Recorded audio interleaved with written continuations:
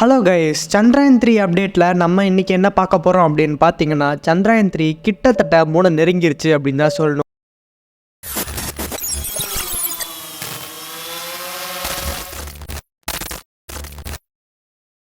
ஆமா கைஸ், Chandrayaan-3க்கும் 3க்கும் உள்ள டிஸ்டன்ஸ் இப்போ கிட்டத்தட்ட 164 கிலோமீட்டர்ஸா இருக்கு.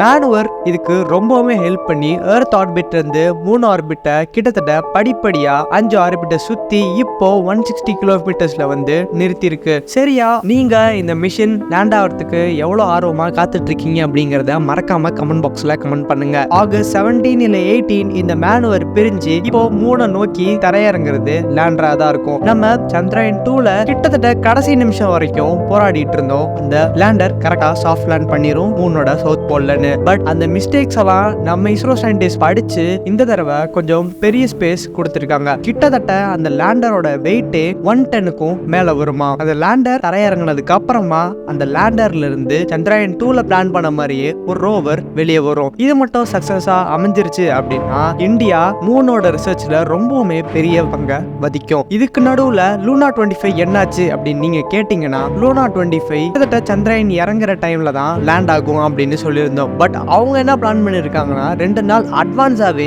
லூனா 25 லேண்ட் பண்ண பிளான் பண்ணிருக்காங்க. கிட்டத்தட்ட ஆகஸ்ட் 21 அவங்க லேண்டிங்கை பிளான் பண்ணிருக்காங்க. பட் அது சாஃப்ட் லேண்ட் ஆகுமா இல்லனா ஹார்ட் லேண்ட் ஆகுமா அப்படின்னு யாருக்குமே தெரியல. Chandrayaan-3 இப்போ சாஃப்ட் லேண்ட் ஆகுமா அப்படின்னா எல்லாருமே எதிர்பார்த்துட்டு இருக்காங்க நம்ம இந்தியால இருந்து. இன்ஃபேக்ட் வேர்ல்டே இதை பார்த்துட்டு இருக்கு. Chandrayaan-2ல நம்ம பண்ண மிஸ்டேக்ஸ் எல்லாம் இஸ்ரோ சயின்டிஸ்ட் கடிச்சு Chandrayaan-3க்கு ரொம்பவுமே எஃபோர்ட் போட்டு ஆவலா வெயிட் பண்ணிட்டு இருக்காங்க. தென் இன்னொரு அப்டேட் இஸ்ரோ தரப்புல இருந்து என்ன கொடுத்துருக்காங்க அப்படின்னு பாத்தீங்கன்னா, சரியா Chandrayaan-3 லேண்ட் ஆகின கிட்டத்தட்ட ஒரு 3-4 நாள்லயே இஸ்ரோ இன்னொரு மிஷினை அனுப்ப போகுது. அது எங்கன்னு பாத்தீங்கன்னா சன்னுக்கு ரொம்பவுமே பக்கமா இருக்கக்கூடிய L1 அப்படிங்கிற ஒரு லைன்ல இந்த சேட்டலைட்டை கொண்டு போய் நிறுத்த போறாங்க.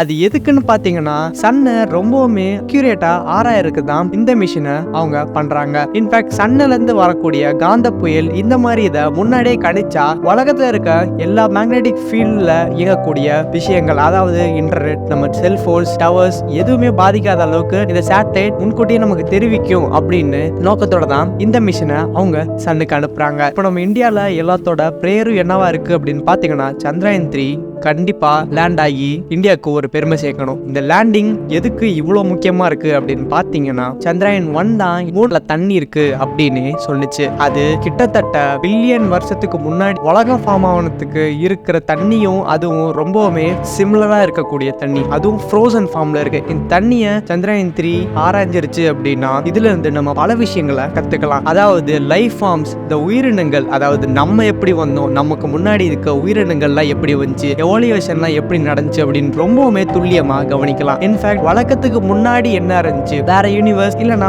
உலகம் எப்படி ஃபார்ம் ஆச்சு, இந்த தண்ணி எவ்வளவு பழமையானது அப்படின்னு நம்ம அக்யூரேட்டா தெரிஞ்சு இந்த உலகத்துக்கே ஒரு புது விஷயத்த இந்த சந்திரயான் மூலமா நம்ம தெரிவிக்க முடியும். அதனாலதான் Chandrayaan-3 எவ்வளவு இம்பார்ட்டன்ட் அப்படின்னு சொல்ல வர்றோம். இந்த மாதிரி இன்ஃபர்மேட்டிவான விஷயங்கள் நீங்க தெரிஞ்சுக்கணும்னா மறக்காம நம்ம சேனலை லைக் பண்ணுங்க, ஷேர் பண்ணுங்க அண்ட் சப்ஸ்கிரைப் பண்ணுங்க. தேங்க்யூ.